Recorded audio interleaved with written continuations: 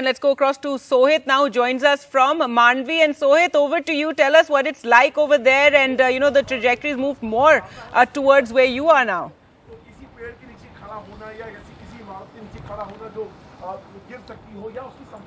Well, what we can say right now is that the impact of the cyclone is clearly visible.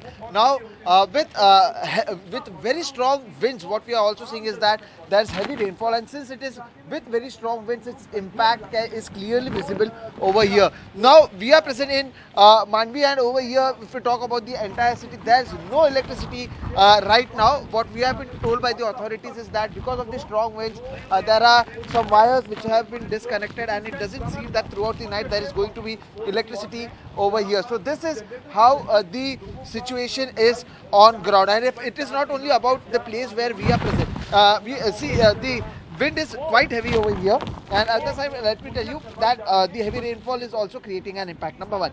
Number two, when we also saw what is happening in Jamnagar, where we saw a tree falling and it impacted the animals that were present over there. Now that it is dark, it will be very hard for someone to go and do a rescue operation anywhere. So that is not going to happen at night. Number three, this will continue throughout the night. If the winds continue for the next 3-4 hours, there is going to be a huge impact, especially in the coastal areas. So yes, the impact could be felt over here when we are standing, and what we have been told is that currently the wind over here is around 80 km per hour, and it is expected to go even further, more than 100 and 120 kmph. So you can imagine what would be the impact when it reaches its maximum level, and that's why a lot of precautions are being taken.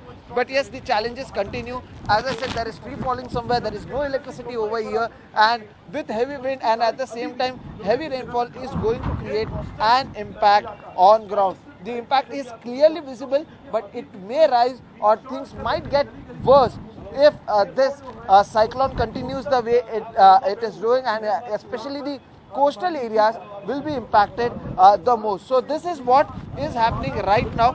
There's literally no electricity, and people will have to stay like that throughout the night because of the strong gusty winds that is flowing right now in these coastal areas. So the ground reality is that every minute, what we can say is that the situation is changing. Sometimes it is just very, we see strong winds, and when there's a combination of strong winds and heavy rainfall, the impact is the maximum, and that's why people have been asked to stay at a safe place. Like even we are right now, we are reporting from a very safe place, so that even we follow the rules and regulations that the government has set. So yes, by following that, what we can say is the cyclones, what would be the impact when it actually hits the coast is clearly visible, or at least you can feel at ground zero, where the coastal zone is there. And yes, that is exactly what we can see. I'll also try to show you on the streets. You could see the police vehicles that is present over there. So they are also ensuring that they travel throughout the city where there is an impact, so that if there is any requirement, they will inform the authorities on ground. So this administration work is also going on throughout the city, or all of the affected zones. So we saw, be it Dwarka, where we saw there is heavy rainfall.